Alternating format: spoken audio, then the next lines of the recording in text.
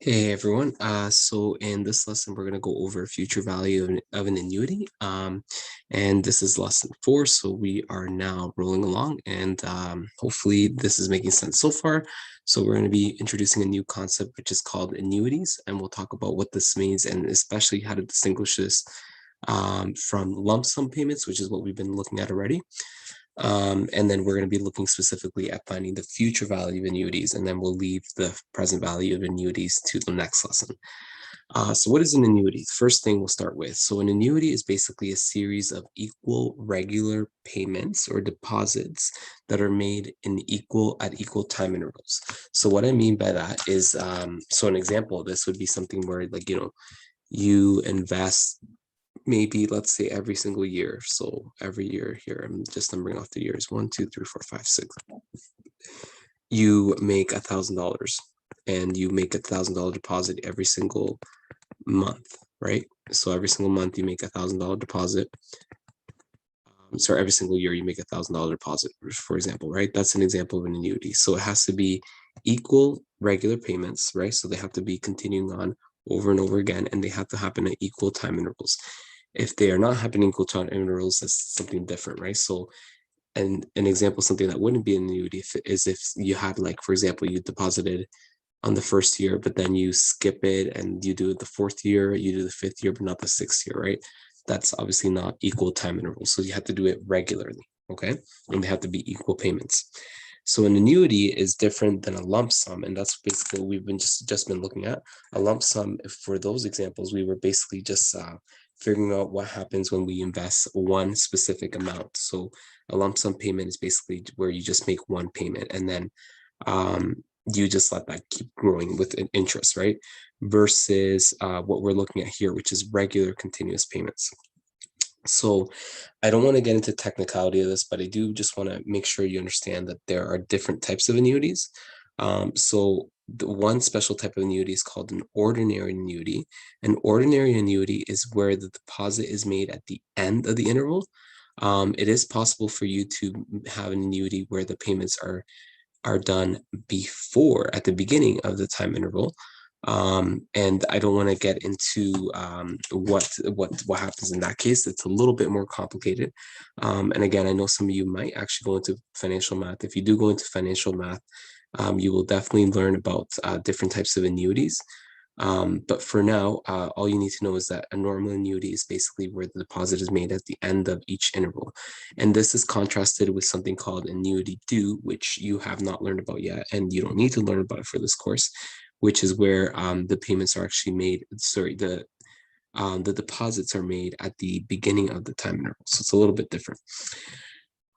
Simple simple annuity is, so don't confuse this with simple interest.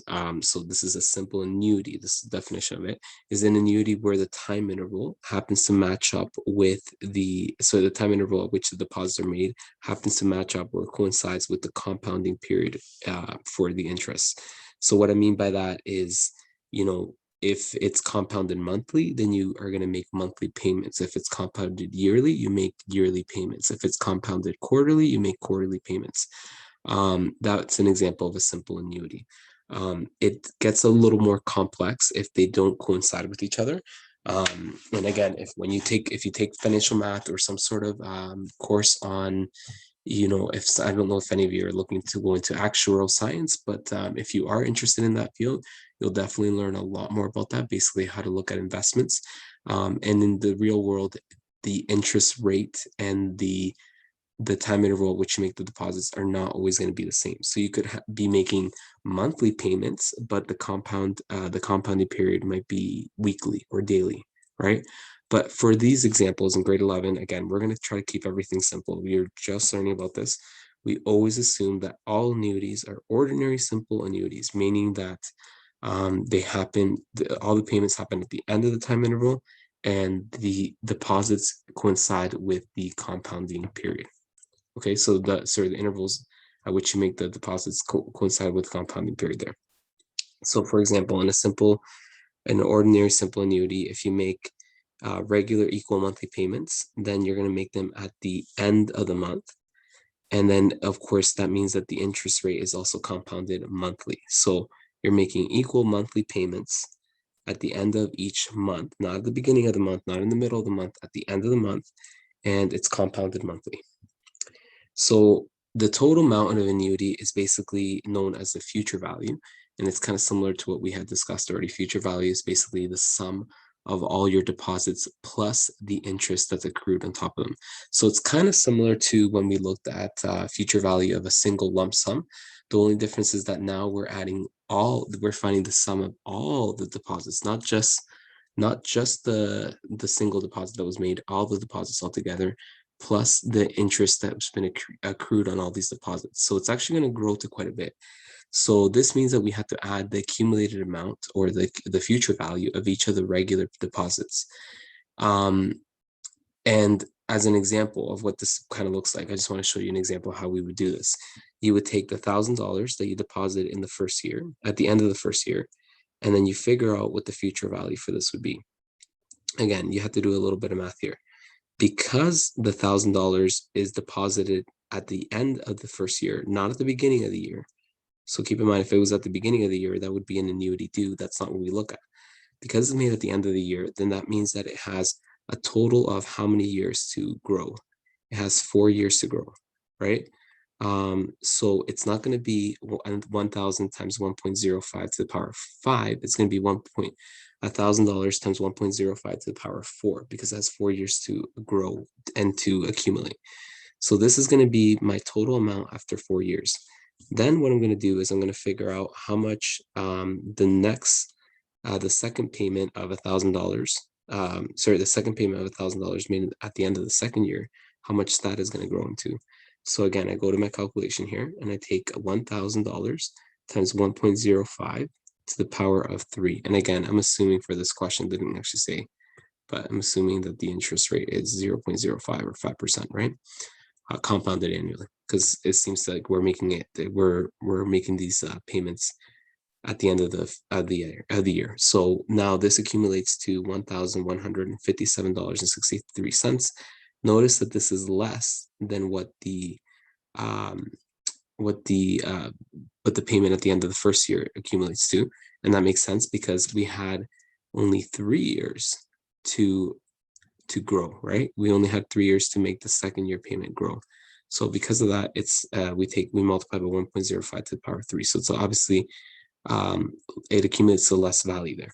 So for the third year, when we deposit the $1,000 after the third year, we only have 2 years left to grow, right? Because from the third year to the fifth year, that's 2 years. So we multiply 1,000 times 1.02 to the power of 2, and we end up getting $1,102.50.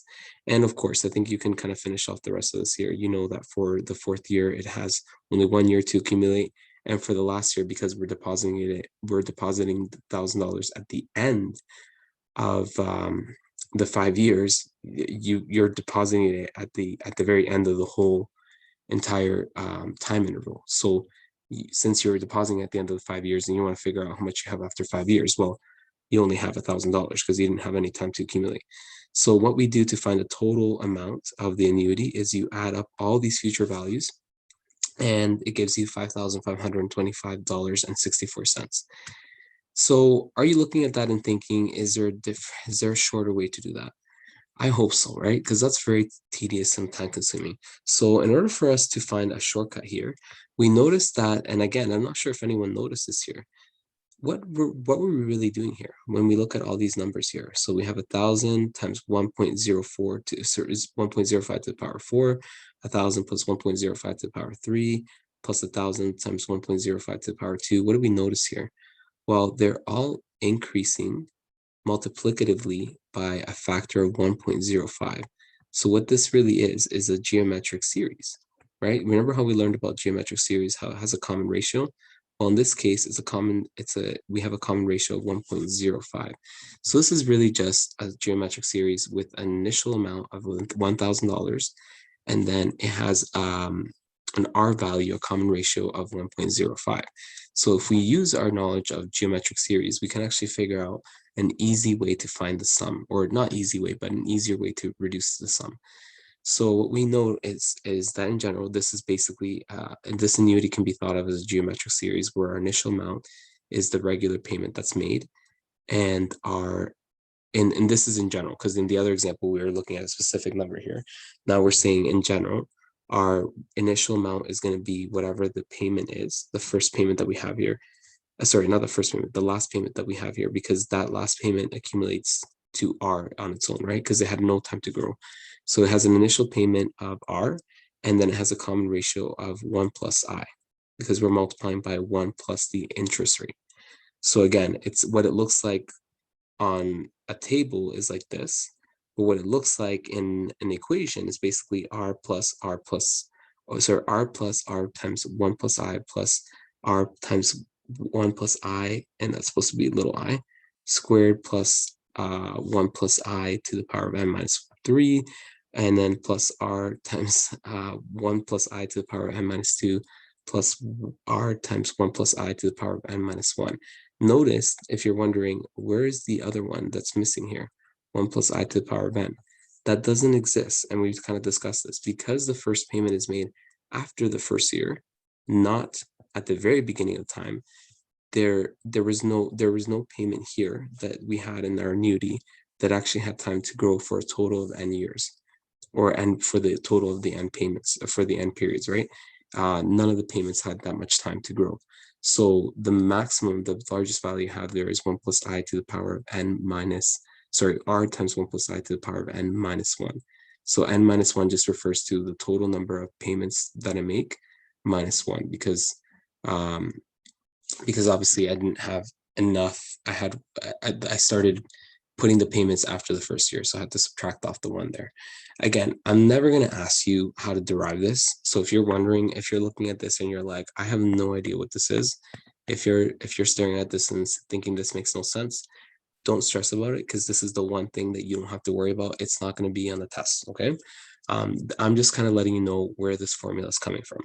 So if you look at this and think, okay, is there an easier way for me to find the sum of all of this whole entire expression?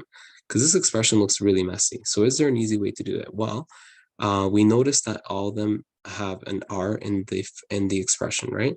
So every single one of these terms has R, so that's a common factor.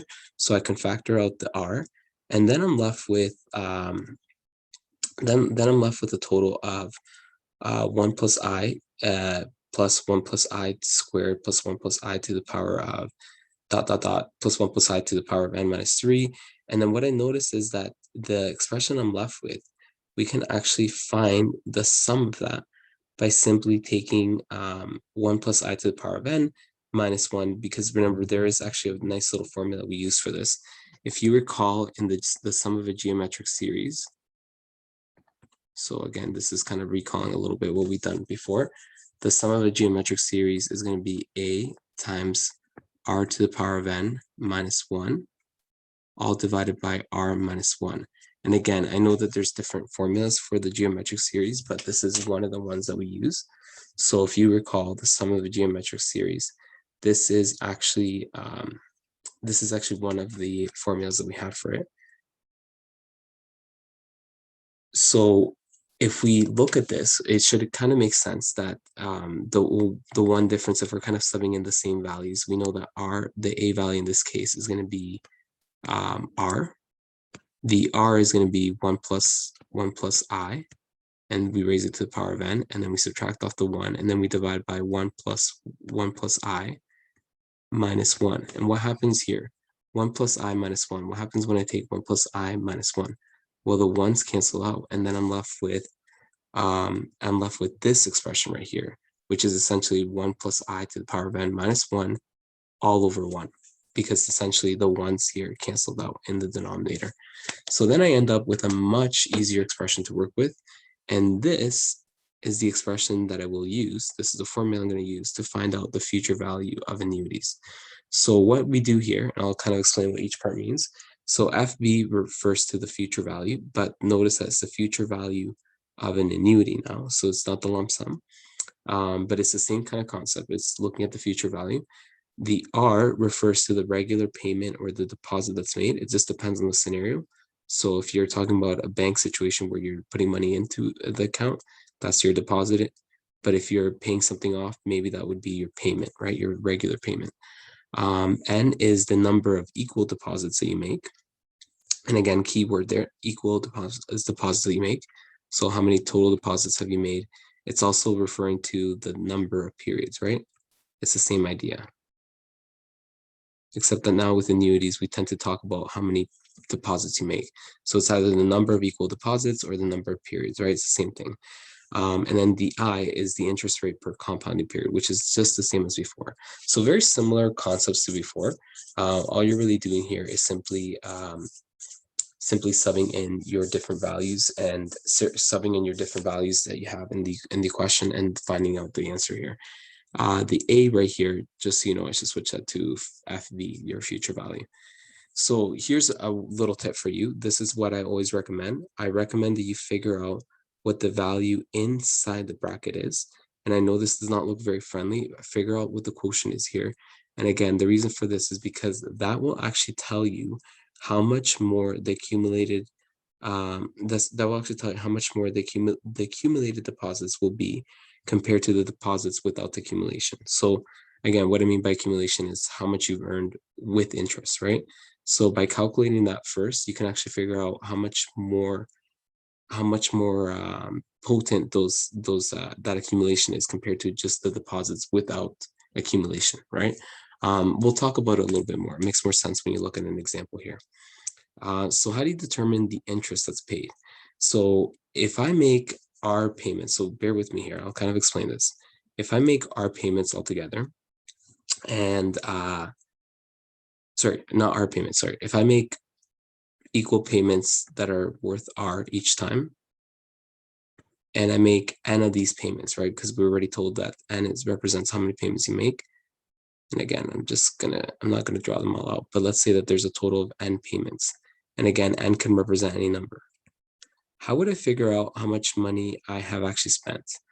Well, if I have a payment of R and I have N of those R payments, how much have I spent altogether? Well, it's been a total of R dollars times N. And that should kind of make sense, right? If you're having a hard time with this, just always think what would happen with real numbers, right? So let's do an easy example, $100 for 5 years. I'm too lazy to draw out to 100 500s, but let's say I deposit this for 5 years, right? At the end of 5 years. Well, I can see here that there would be a total of 5 payments. So if I asked you how much money did you deposit altogether? Well, the math here should make sense. It's 5 times $100, which means I deposited $500 altogether. So if you want to figure out how much you actually had to pay in interest, you take the total amount that you first figure out what the total amount is that you earned, or that you have to deposit or that you borrowed. So it just depends on the scenario, either how much money you had to deposit or how much money you borrowed or lent. And then what you're going to do is simply find the difference between that and the future value, right? So you're finding the difference between that and the actual future value, which is how much it accumulated into. So to find the interest earned, you simply take the A value, which is your future value of the annuity. So how much the annuity accumulated to, and you simply subtract off how much money you deposited into your account. So if you go back to the last example, this one right here, I think it should be a little more clear. So I ended up making a total, so my annuity ended up being $5,525.64. But how much money did I deposit? So the money deposited, and we can do it over here. How much money did I deposit altogether? Well, I took our payments of $500, sorry, $1,000, and I made 5 of them. So that's a total of, you don't need a calculator for this, you know what this is, it's $5,000, right? So that means I made a total of $5,000. Sorry, that means I deposited a total of $5,000. So if the question asked you, how much interest did you earn? Well, I didn't earn $5,525.64. That would be great if I earned that just in interest, but I actually earned less than that because I actually put in $5,000 to begin with. So it's kind of a lie to say I made $5,525.64. You actually only made, in terms of interest, you made $525.20. It's $525.64, which is still really good. Again, that's extra money in your pocket. $500 extra dollars or so is amazing, considering the fact that you didn't really technically have to do anything for that, right? You just have to let it stay in the bank. That's really all you have to do there. So that's basically how you calculate the interest. You take the future value or the A value, the future amount that you have there, and you simply subtract off how much money you put into your annuity. And again, this should make sense that looking at this, that 1 plus I to the power of n minus 1 divided by I is going to be greater than n, because the regular deposits will have accumulated over time, right? You know that that's going to get larger over time. So in our case, we take the n payments, to find out how much you actually put into your annuity, you take the n payments multiplied by r. Well, this makes sense because the A value is really just, if you go back to what the formula is, the A value is R times this factor that we're accumulating by. So it would make sense that this right here, the factor here that we're accumulating by would obviously be larger than n, right? That kind of makes sense, just comparing the two formulas, right? We can see here that we have R times n here, and then in this formula we have R times this quotient or this factor, right? So it would make sense that factor 1 plus I to the power of n minus 1 over I is greater than n. And again, I might be going a little bit too advanced here for you. So if you're kind of getting confused by this, don't stress about it. I took more courses obviously in university, so I'm kind of introducing a couple concepts to you that are a little bit beyond what we do in grade 11. So I apologize for that. You don't have to worry about what this factor is. It's actually called the accumulation factor, but don't even stress about it. All you need to know for now is just how to use the formula, okay? But having said that, it is good for you to kind of try to understand this, because it's a great way to verify if the answer is correct or not. Either way, I do recommend when you're using this formula to figure out what this fraction is equal to first before anything else, okay? So let's look at an example here. So we have Jen, who deposited $500 at the end of each year for 5 years at 6% compounded annually. Determine the amount in the account at the end of 5 years. So we have Jen, who's depositing $500 at the end of each year for 5 years, compounded 6% compounded annually. So the fact that the question tells us that she is depositing $500 at the end of each of the 5 years, the word each, right? This is the key word, means that she's making more than one payment. She's not just paying once, right? So we have Jen, who's making a payment of $500 at 1 year, $500 after 2 years. And again, this is times 0. After 3 years, she deposits $500. After 4 years, she deposits another $500. And after 5 years, she deposits another $500. I think we kind of see the idea here. And again, you don't have to draw a timeline. I know some of the questions will ask you to draw a timeline. You definitely don't have to do that. But I like to. And again, I'm not good at drawing at all. You know, you can see I'm terrible at drawing, but this just gives you a rough idea of what's happening, right? So we're asked to figure out how much money is she going to have altogether after 5 years, my future value. So in order for me to do this, I need to identify the key information. Well, I know my regular payment is $500, right? That's how much she deposits at the end of each year. My interest rate is 0.06. Luckily, it's compounded annually, which means I don't have to do anything extra to it. Just leave it as is. And my end value is going to be 5 because it's 5 years. So then I use my formula. So I take out my formula, and my formula says to take the regular payment times 1 plus I to the power of n minus 1 all over I. So notice that this formula looks a little different than the one we have, but it's the same concept, right? It's slightly rearranged. I'm just taking R times this amount. So we're taking 1 plus I to the power of n minus 1 all divided by I. And again, going step by step here, the interest rate is given to us 0.06. So we switch it from a percentage to a decimal. N is the number of years that's been deposited, and R is the regular payments. So I take my $500 and I'm going to multiply this by 1 plus 1.06 to the power of 5 minus 1, and all divided by 0.06. So my recommendation, I've already mentioned this, figure out what this is equal to first before anything else. So I have $500. Okay, that's $500 multiplied by 1.06 to the power of 5 minus 1 all over 1.06. And by the way, I know this looks a little different, but it's the same formula, right? I'm simply multiplying the numerators together, and then the denominators get multiplied separately, right? But it's the same concept here. So I'm going to grab a calculator and figure out, and I mentioned this already, I would do this fraction first, figure out what this is equal to. So grabbing my calculator here, I take 1.06 and I raise it to the power of 5. And I'm then going to subtract off 1. And again, a lot of steps here. Subtract off the 1 and then divide by 0.06. So when I do that, I end up getting 5.63709296. Okay, a little bit of a long number there. Do I actually care about writing all this down? No. What I would do is I would simply take that number and just keep it in your calculator. Don't do anything with it. And then just multiply by 500 at the last step, because that's really what we're doing. We're taking that accumulation amount, which is approximately 5.637, and multiplying by $500. So that gives me a total answer of $2,818.55. So that means that after 5 years, Jen is going to be left with $2,818.55.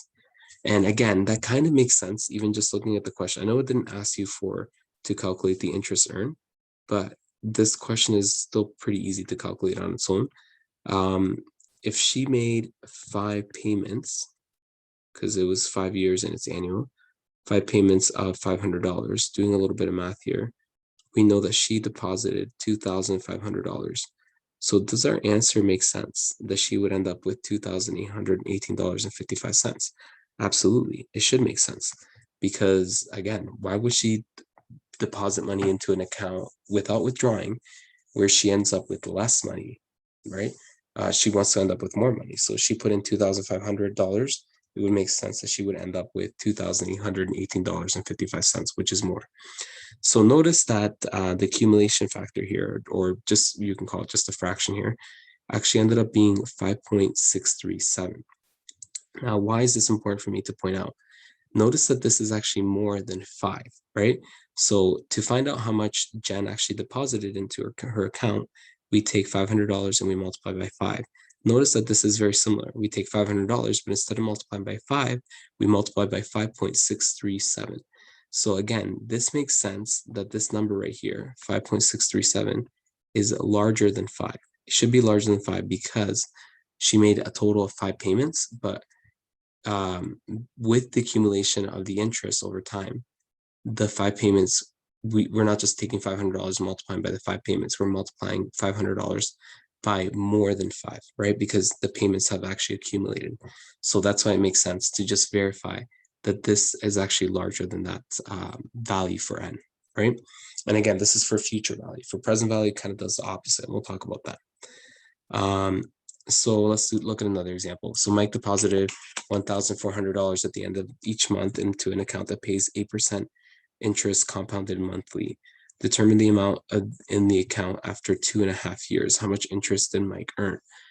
Okay, so let's take step by step. So he made regular deposits of $1,400, and he did this monthly for 2.5 years. So because it's monthly, doesn't really, the timeline is not, it's not mandatory, but I like to just kind of label this. So 2.5 years, let's do a little bit of math here. So 2.5 years. How many months are in 2.5 years? Well, we know that there's 12 months in a year. 12 months in a year. So we multiply 2.5 years by 12 months in a year, which gives us a total of 30 months. So that means that there are 30 months altogether. So that means that I am going to be making regular payments of $1,400 every single month. So $1,400. And again, I'm just going to write this down. And I'm going to go all the way up to 30 months. So I'm maybe going to do just 29, the payment at 29 months and the payment at 30 months. Okay, there we go. So our goal right now is to figure out how much money does Mike have in his account after the 30 months here. So I want to figure out, what does this accumulate to? What does this accumulate to? What does this payment accumulate to? And what does this payment accumulate to? And what is the total amount that I have here, right? Of all the annuities, sorry, of all the future values. So what's my total future value there? So what I need to do is write down all the key information. So I know that R is equal to 1400. I know the interest rate is 0.08, but I divide by 12. And again, I divide by 12 because it's compounded monthly. Now, if you put this on a calculator, you end up getting 0.006. And sorry, I'm just grabbing my calculator. Just want to give a more accurate answer. So you end up getting 0.006, and so on, right? Now, this answer, you don't want to leave it like this, rounded off, because technically it's just going to kind of throw it off, right? Like if you round it.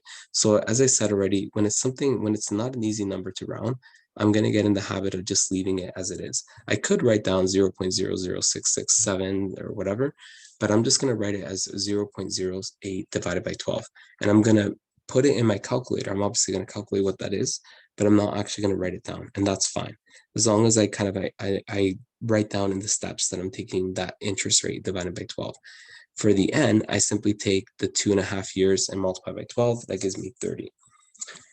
So let's put this all together. In the formula, we have A, or future value, however you want to write it, is equal to R times 1 plus I to the power of n minus 1 all over I. So what do I have so far? Well, I know that my regular payment is $1,400. And I'm going to multiply this by 1 plus 0.08 divided by 12. And this whole answer is going to get raised to the power of 30 minus 1. And then I'm going to divide by 0.08 over 12. Okay, so kind of a lot of those steps there, but let's just take it one step at a time there. So all I'm doing is I'm subbing in all my key information into the formula. And again, notice that it's written a little bit differently. I technically have these two. Like I said, I always want to calculate this separately and then multiply by 1400. Some students will actually take 1400, multiply by this, and then divide by the interest there, the periodic interest. I wouldn't recommend you do that, okay? I would just leave it as it is, okay? So by the way, periodic interest, when I refer to that, just in case you're not sure what that means, periodic interest just refers to the interest rate for that particular period, right? So this is a periodic interest. Okay, so what I'm going to do now is I'm going to figure out, again, using my calculator, what the accumulation value is, which is basically, what the accumulation factor is, which is this value right there, that fraction. So just a small thing about technicality here. And again, this is what makes this a little bit hard. Sometimes the book uses different notation than you might see in other books. So they will tend to use future value FV instead of A. So you will see that future value is used a lot more. But every now and then you will also see A as well. So just letting you know that sometimes they use A, sometimes they use future value. But just to be consistent, let's actually use future value because that's what the book is using the most. So grabbing my calculator, I'm going to figure out what this answer is. So we take 1.08. Sorry, 0.08, and again, we're not adding the 1 yet, 0.08. You divide this by 12, and then you add the 1, and again, I'm just looking at this step in the brackets. And then I'm raising it to the power of 30. And then you subtract off the 1, and you end up getting 0.222059, blah, blah, blah, blah, blah. Okay, it's a messy number. I'm not even going to bother writing that number down. That's way too messy. So what I want to do now is I want to take this number and I want to divide by 1.08 divided by 12. Now, there's kind of two different ways I can do this. I'll show you one way. One way I can do this, and again, I'm just going to try to remember that number, 0.22059, 0.22059. Okay, I'm just going to remember that. So a couple ways I can do this. I can take this answer that I had here, and I can write it down. So 0.22059, and I can divide by 0.08 divided by 12 all in one step. Now, one way that I can do the division all in one step is I can actually, I know that when I divide by fraction, I multiply by its reciprocal. So I take 0.22059, and I simply multiply by the reciprocal of this fraction, which is 12 over 0.08. So I can take this number 0.22059 multiplied by 8 and then divide by 0.08, and that gives me my final answer. A different way I could do this is using my memory button. I can store this in my memory, and then I can simply take 0.08 divided by 12 and then divide this number in the memory by this answer here. Now, that requires me to be really good with my calculator. Again, if you're really comfortable with your calculator, do that. If you're not really comfortable with your calculator, have lots of paper on hand, and you may have to just write a lot of these steps down, right? Or you can simply use the fact that when you divide by a fraction, you multiply by its reciprocal. Kind of a lot of different ways that I can find this answer, right? Again, doesn't really matter how you do it. You don't have to show the work for this, but I want you to make sure that you know how to use your calculator. I think I said this from the beginning. You need to be a pro at using your calculator. Like, you need to know how to do it left, right, and center, because you cannot use mental math here. Okay, this is the one time where mental math will not work. So here I'm going to multiply by, like I said, I can divide by I can take this number and multiply by the reciprocal of the denominator. So I'm going to multiply by 12 and then divide by 0.08. So the other option you have here as well, and again, I just want to show you different options. You can take your answer 0.08, divide by 12, and you can say, you know what, I'm going to store this in my memory. So first thing, I think you have to clear your memory. No, I don't have to clear it yet. Okay, so I'm going to press M+. That basically adds your memory. So I'm telling my calculator to just store that in the memory. And sometimes it doesn't work, I'll be honest, but let's just see what happens next. Oops, that's not what I want. Yes, this one right here. Sorry, guys. Like I said, I don't like using the calculator on the computer. Yes, as you can see here, I made a mistake. I'm not even sure what happened here. I cleared the memory. Again, use a calculator you're comfortable with. As you can see myself, I do not like using the calculator on the laptop here. I much prefer my own calculator, which is a lot more old school, but it works for me. So I take 0.08 and I divide by 12. And then what I'm going to do is I'm going to take that answer, the denominator, and I'm going to store it in my memory. Again, I could round it, but I don't want to round. I want to store it in my memory. So press M+. And again, worst case, if you can't figure out your calculator, you're going to have to round your answers to at least 5 or 6 decimal places each time. I know it's a pain in the butt, but again, if you can't be accurate, then with your calculator, then you're going to have to get a paper and write all this down. So it's a bit of a pain, but again, good thing is you don't have a time limit on your test, right? So you can take your time with this. So what you're going to do now is you're going to go to the numerator. You're going to figure out what 0.08 divided by 12 is, which we already know, but then we add the 1, and then oh, shoot, sorry. Again, I don't like these calculators, but that's okay. Hopefully you have a better calculator than I do, and then you raise it to the power of 30, and then you subtract off the 1, and then you divide this by the memory. So if I want to recall the memory, I press M recall, and then I simply divide, and I end up getting 33.088886. So as you can see here, it would, in my opinion, it's much easier just to simply, so when you're dividing by the periodic interest rate, which is 0.08 divided by 12, it's easier just to simply multiply by its reciprocal. I think that would be much easier. And so then we end up getting an answer of 33.0886 for the fraction here. And again, always verify. Does that kind of make sense? Well, it kind of makes sense because this answer right here is 33.0886, which is less than 30. And it should be less, sorry, what am I talking about? Greater than 30. It's greater than 30. And that makes sense because I have made a total of 30 payments. So those 30 payments should have accumulated to more than just the 30 that I initially had, right?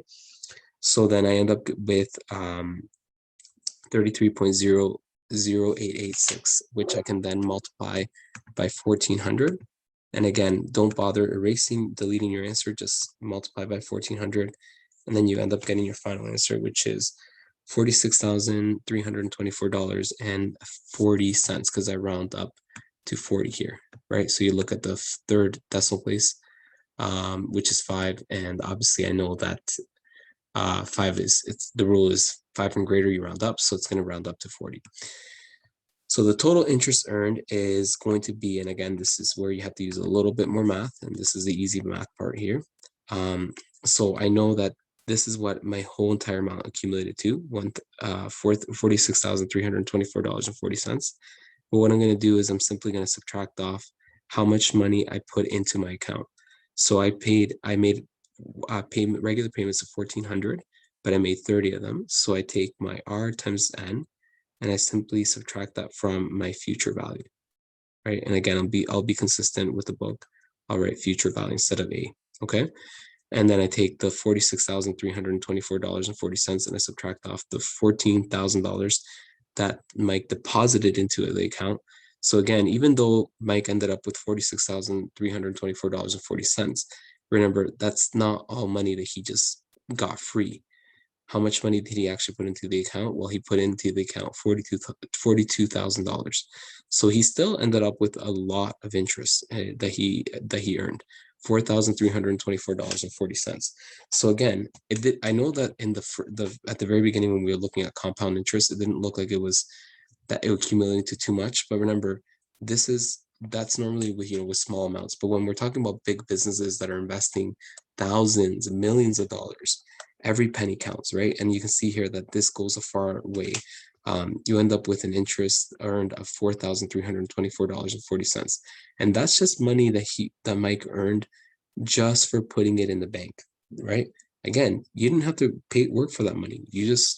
The money kind of worked for itself, right? I mean, you worked hard to get that money, but then really once you put it in the bank, it just kept growing over time, right? So it's kind of nice that you end up with that amount. Obviously, that's a large amount that Mike put into his account. That's amazing that he was able to put 1,400 at the end of each month. That's not always feasible, but if you're responsible with your money, hey, look how much money you end up with, right? That's quite a bit.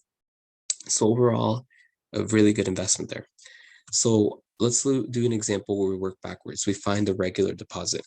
So in this example, we have a deposit an account that pays 7.5% semi-annually. Semi-annually meaning that it's twice a year, right? So twice a year. So what regular semi-annual deposit must be made to have $16,000 in the account at the end of 6 years? So notice that here it's kind of backwards. We're given the future value.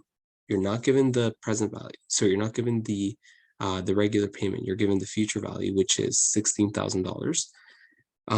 We know that the interest rate is going to be 0.075 divided by 2. Again, do not, I cannot repeat this enough, make the mistake of round this to 0.04. Every year I have students that love to round a lot, and I don't know if it's habit from before, but let's just say financial math, we do not like rounding, okay, ever, right? We really want to try not to round. So if you have a number like this, like I said, just leave it as is, right? 0.0375, leave it as it is. And I can obviously write that in my calculation, I can still write it as 0.075 divided by 2, that's fine as well. The number of payments I'm going to make, because it's 6 years and it's compounded twice per year, it's going to be a total of 12 semi-annual payments, right? Semi-annual payments. So that's how many regular payments you're going to make. So what I'm going to do is I'm going to sub in all of my key information to my formula. So I have R times 1 plus 0.0375 to the power of 12 minus 1, all divided by 0.0375. Again, I wrote this out a little differently than the original formula, but we just focus on finding out what this fraction is equal to. So 1.0375 to the power of 12 minus 1 divided by 0.0375. I'm going to figure out what that's equal to. So again, grab your calculator. And notice that this is basically almost like an algebraic question, right? I'm going to figure out what this whole entire fraction is equal to, and then I'm going to isolate for R. So I have 1.0375 to the power of 12 minus 1, and then I divide by 0.0375. And then this ends up giving me $14,812. Sorry, 14, not dollars. So 14.812, sorry, 8121155 and so on. And again, the answer right now already so far makes sense because 14.81 is going to be larger than 12, and that makes sense because it's accumulated over time. So now what I want to do, again, I end up having this answer, which is approximately 4.81. And by the way, it's not actually 4.81. So just so you're clear on this, this is actually not 4.81. It's actually rounded. This answer was rounded. But again, I don't actually want to look at that number. That's not the number I'm interested in. I'm simply writing down that number. And if you're wondering why did I actually write it down then? Because I want to show you the steps. It's really more for you, right? I want you to understand what I'm actually doing here. So this is some number that we have, 14.81, and it's multiplied by R, and that gives us $16,000. So you look at this and say, well, if I want to isolate for R, I simply have to divide by 14.81 on both sides. So divide by 14.81, and when you do this, you end up getting R is equal to 16,000 divided by 14.81. By the way, small thing here, I know students always ask, am I picky about, writing $sign the whole way through in the equation? That's okay. You don't have to write it the whole way through, but you definitely have to write it at the end. Okay, make sure that you have the correct units at the end. And of course, if it's money, you have to put $sign, right? So don't forget about that. It's really important. So you have $16,000 and you divide by 14.81. Again, we're dividing by 14.81 so that we can get the R by itself, because the opposite of multiplying by 14.81 is to divide by 14.81. So we divide on both sides by 14.81, and then this gives us that the R value is $1,080.20. And again, I can go back to my answer here, which is 14.81. And if you're wondering, like, well, could I have just rounded it and gotten the approximate answer? You could, but you really want to try to avoid, like I said, you want to try to avoid rounding, because the more you round, the more off your answer is going to be, right? And you don't want it to be off by too much. On the test, I will have a margin of error. Like you can have your answer can be off by like 10 cents, 5 cents, but it shouldn't be off by too much. Okay. So what you're going to do now is you're going to add this to your memory. So you press M+. And by doing that, it's going to just store it in your memory. Hopefully it does. And sorry, I keep forgetting how to do that. This calculator throws me off. And now I have 16,000. And I divide by my memory, recall. No, it's not recalling the memory. Oh, it did. Perfect. That it worked. So I take 16,000 divided by this massive number there. And I end up getting $1,080.20 because I round up to my closest penny there. So 19.68 would actually round up to 20. So I rounded up to 20 cents. And that is a semi-annual deposit that I make there. So that's all I had to do for that question. So hopefully that made sense. I know that the formula sometimes is a little bit tricky, but hopefully you were able to get through that. There are the homework questions. So just so you know, question 8, a lot of the questions, I know some of them are a little bit long, but question 8 is a bit of a tough one. I won't put a question like that. I won't put a question like that on the test, because you would have to actually use, it would be a little bit more complicated to figure out how the amount of time you need to get to your desired outcome. But I want you just to kind of at least try it out if you can. But again, that's not going to be a question that I will put in the test. Definitely not. So just, question 8 is definitely extra. And question 10 is also a bit of a tough one. But again, just see if you can try to figure that one out. It's actually it's kind of an interesting question to just try out, at least, right? It requires you to use a little bit of algebraic skills. So you can also try X10 as an extra one, okay? And that is pretty much it.